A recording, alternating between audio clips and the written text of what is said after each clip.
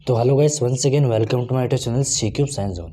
तो आशा करता हूँ आप सब लोग अच्छे होंगे, बढ़िया होंगे, अच्छे से आपसी स्टडी चल रही होगी, ठीक है। और आप जो बीएससी रिलेटेड एग्ज़ाम की तैयारी कर रहे हैं तो उसके अंदर आपके जो फर्स्ट ईयर सेकेंड ईयर की यदि आप किसी भी क्लास में हैं तो जो इस चैनल पर आपको जो बीएससी या बीएससी बीएड से रिलेटेड फिजिक्स और केमिस्ट्री की क्लासेज अवेलेबल कराई जा रही है, ठीक है। क्योंकि और अलग अलग पेपर की अलग अलग प्लेलिस्ट बना दी जाएगी, क्योंकि जो पेपर मैं करवा रहा हूँ उसकी प्लेलिस्ट आपको मिल जाएगी, ठीक है। और टॉपिक वाइज चलेंगे, जो इंपॉर्टेंट टॉपिक है उनका डिस्कशन हर वीडियो में करते रहेंगे। एक एक वीडियो में आपका इंपॉर्टेंट टॉपिक का लेकर आता रहूँगा, ठीक है। आपको किस चीज़ की ज़रूरत है? आपको पेशेंस बनाए रखने की ज़रूरत है। आपको अच्छे से हर चीज़ को देखना है, अच्छे से आप हर चीज़ को ध्यान से समझना है और वीडियो को बिल्कुल भी स्किप नहीं करना है। आराम से समझोगे, आराम से देखोगे, आराम से लिखोगे, कॉपी पेन साथ में ले लेना, आराम से लिख करके चलोगे साथ साथ में तो आपको सब कुछ समझ में आ जाएगा। क्योंकि ऐसी मेरे पास में कोई दवा नहीं है कि आपको एक झटके में सब कुछ समझा दूँ। टिके रहोगे तब आराम से समझोगे, लेकिन यदि आप स्किप करोगे तो आपको बिल्कुल कुछ भी समझ में नहीं आएगा, उसकी गारंटी मैं भी नहीं दे सकता, ठीक है। तो जो हमारी क्लासेस चल रही थी बीएससी फर्स्ट ईयर की फिजिक्स की, और जो ये प्लेलिस्ट आपकी बीएससी फर्स्ट ईयर फिजिक्स की, ठीक है, तो उसमें मैंने जो आपकी जो यूनिट नंबर फर्स्ट करवा दी थी और यूनिट नंबर हमारी सेकंड चल रही थी। यूनिट नंबर सेकंड के अंदर हमारी जो क्लास नंबर मैंने 2 क्लासेज आगे कंप्लीट करवा दी हैं। 2 क्लासेज जो हमारी लास्ट क्लास हुई थी वो क्या थी, उसके अंदर मैंने आपको बताया था किस चीज़ के बारे में, किसी तंत्र का जो बल गुण होता है वो क्या होता है, कोणीय वेग संवेग क्या होता है, और इनके बीच में रिलेशन बताया था।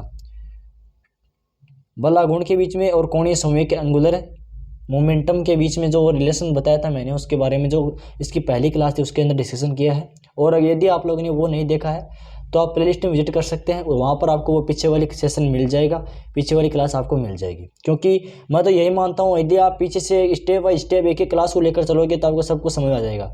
और बात आती है पॉइंटर्स की, नंबर्स की, टॉपिक की, तो वो टॉपिक मैं करवा रहा हूँ जो एग्जाम की दृष्टि से इम्पोर्टेंट है, ठीक है। जो रिपीटेड क्वेश्चन होते हैं वही सिर्फ मैं करवा रहा हूँ, क्योंकि टोटल सिलेबस की बात करवाई जाए तो टोटल सिलेबस न तो करवाया जाएगा न इतना टाइम है, ठीक है।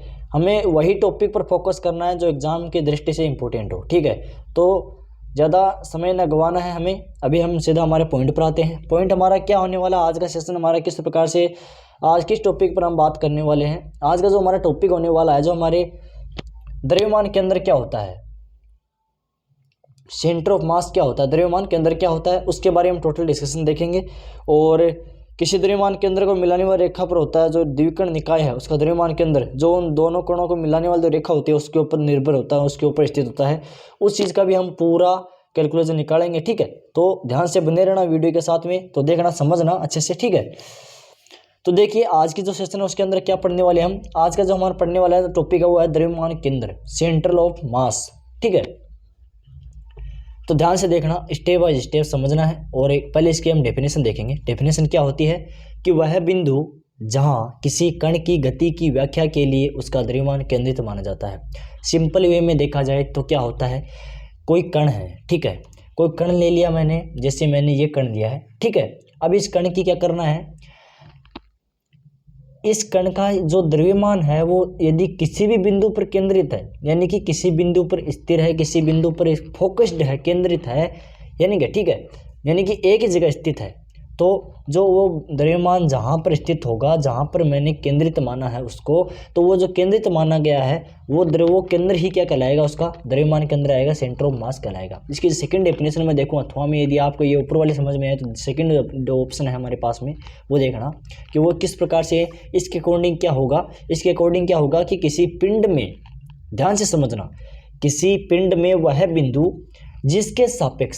जिसके सापेक्ष पिंड के विभिन्न कणों के द्रव्यमान तथा उससे उनके सदिश दूरी के गुणनफल का योग हमेशा क्या होता है, 0 के बराबर होता है, उसे उस पिंड का क्या कहते हैं, आपका द्रव्यमान केंद्र कहते हैं। जैसे मैं एक फॉर्मूले के अकॉर्डिंग आपको बताऊं तो इसमें देखना, जो ये समेशन है, जो ये क्या है, जो टोटल उनका द्रव्यमान है उनका ऐड कर दिया, क्या कर दिया, ऐड कर दिया, ठीक है।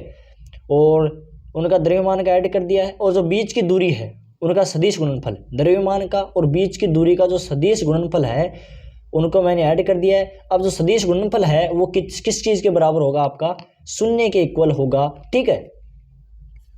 अब जो मोस्ट इंपॉर्टेंट टॉपिक है जो आज की हमारी क्लास का, वो क्या रहने वाला है, क्योंकि जो हमारी क्लास है वो इस टॉपिक पर बेस्ड है। जो मैं टॉपिक लेकर आया हूँ जो इंपॉर्टेंट एग्जाम की दृष्टि से उस टॉपिक को देखना है, क्योंकि जो असली वीडियो जो अब शुरू होता है, अब असली जो टॉपिक है वो अब शुरू होगा, जो असली जो इंपॉर्टेंट टॉपिक है वो अब शुरू होने वाला है। वीडियो थोड़ा लंबा हो सकता है क्योंकि हमें आराम से समझना है, किसी चीज़ की जल्दी नहीं है, ठीक है। और जिसको जल्दी है वो जा सकता है, कोई दिक्कत नहीं है। स्किप करोगे तो कुछ समझ में नहीं आएगा, मैंने पहले ही बोला है और अब भी बोल रहा हूँ, ठीक है। आराम से सीरियस होकर पढ़िए, लिखिए एक एक चीज़ को, ठीक है।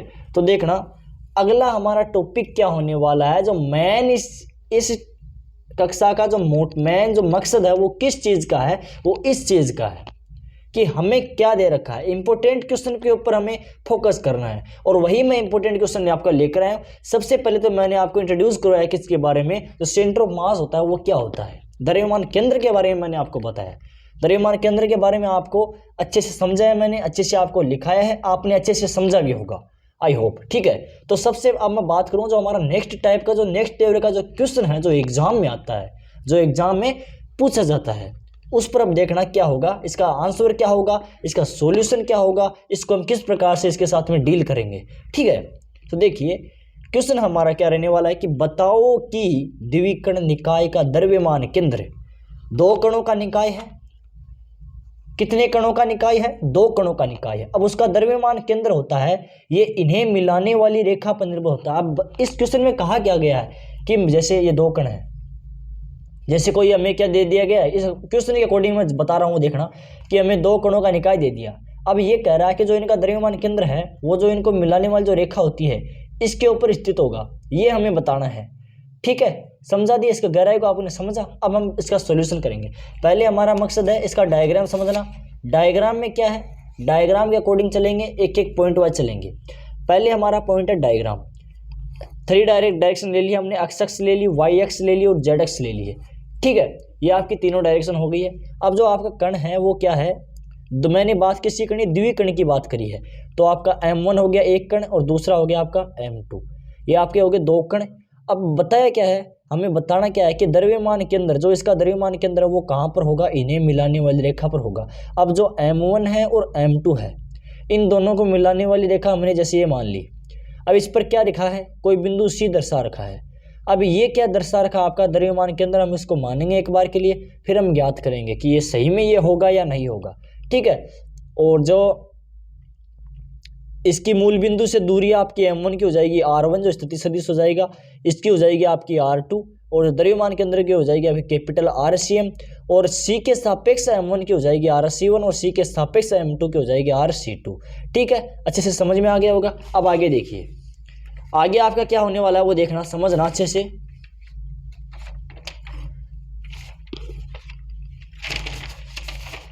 देखिए आगे इसमें क्या है, आगे इसमें देखना ध्यान से, डायग्राम आपके साथ में लेता चलता रहूँगा।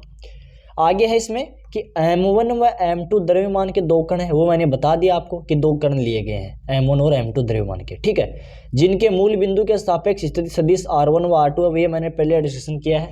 देखिए ये रहा इसके अंदर डायग्राम के अंदर, देखिए यहाँ पर जो M1 और M2 दो कण है, ठीक है, ये दो कण क्या है, मूल बिंदु के सापेक्ष स्थिति सदिश इनका R1 और R2 है, ठीक है। अब आगे क्या दे रखा, आगे देखिए R1 व R2 है तथा C निकाय का द्रव्यमान केंद्र है। अब जो देखिए तो ये C है, ये क्या निकाय का सेंटर ऑफ मास है, द्रव्यमान केंद्र है, ठीक है।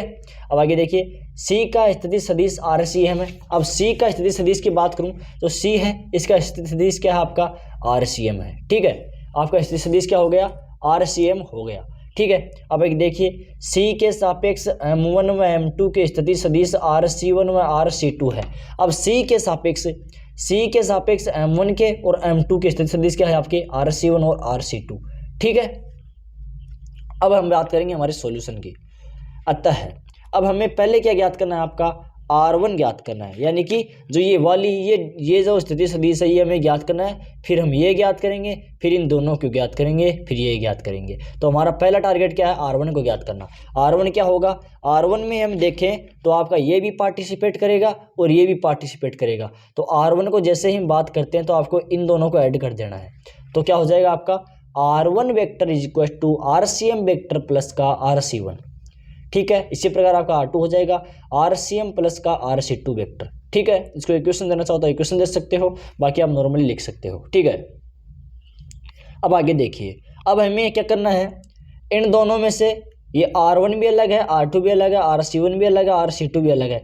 RC1 क्या है का कॉमन है।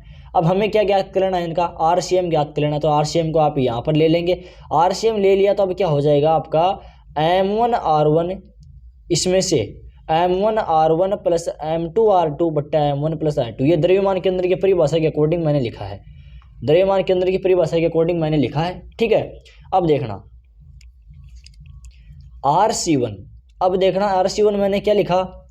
अब बात करूँ RC1 की, इससे देखिए आप, अब जैसे मैंने R1 निकाला तो RC1 निकालो तो क्या होगा, ये RCM इसके माइनस में चला जाएगा R1 के, तो यही यहाँ पर हुआ है। RC1 बराबर आपका हुआ है R1 माइनस का RCM।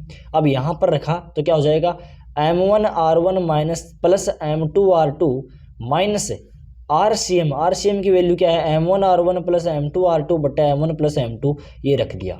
रखने के बाद में हमारे पास क्या प्राप्त हुआ, M2R1 माइनस का R2। ठीक है, बट्टे में आप क्या हो गया M1 प्लस M2, ये तो आप क्या हो गया RC1। ठीक है, अब याद करूँगा RC2, RC2 में क्या हो जाएगा, M1 है तो M1R1 माइनस का R2 बट्टा M1 प्लस M2। ये हो गया आपके इक्वेशन नंबर सेकंड, और ये आपकी इक्वेशन नंबर फर्स्ट मान के चलिए। ठीक है, अब RC2 भी निकाल लिया। अब मैं बात बताता हूँ आपको, देखना समझना ध्यान से, ये क्या बोल रहा है। अब ये हमने ज्ञात कर लिया, RCM भी ज्ञात कर लिया, R1 भी ज्ञात कर लिया, R2 भी ज्ञात कर लिया, और RC1 भी ज्ञात कर लिया, और RC2 भी ज्ञात कर लिया।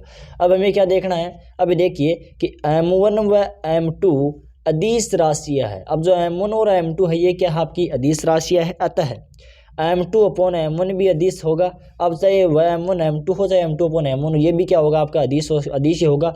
अतः RC1 व RC2 सरेख ही हैं। अब क्या है, RC1 और RC2 क्या है, सरेख है, एक ही रेखा पर क्या है स्थित हैं। ठीक है, अतः द्रव्यमान केंद्र C M1 और M2 को मिलाने वाली रेखा पर है। सिंपल आपका सॉल्यूशन निकल गया है। अतः हमने प्रूव कर लिया कि जो द्रव्यमान केंद्र C है वो M1 और M2 को मिलाने वाली रेखा के बीच पर स्थित रेखा पर स्थित है। ठीक है, हो गया, रेखा पर स्थित आपका। और इसी प्रकार हमने क्या देखा कि M2 व M1 के केंद्र को दूरियां इसके द्रव्यमान के व्युत्क्रमण पत्ती होती है। ये द्रव्यमान हमने देखा है। अब एक शॉर्ट क्वेश्चन आता है लास्ट के अंदर, टॉपिक का कुछ शॉर्ट क्वेश्चन बच गया है, ये वेरी इंपॉर्टेंट क्वेश्चन है, इसको ध्यान में रख लेना।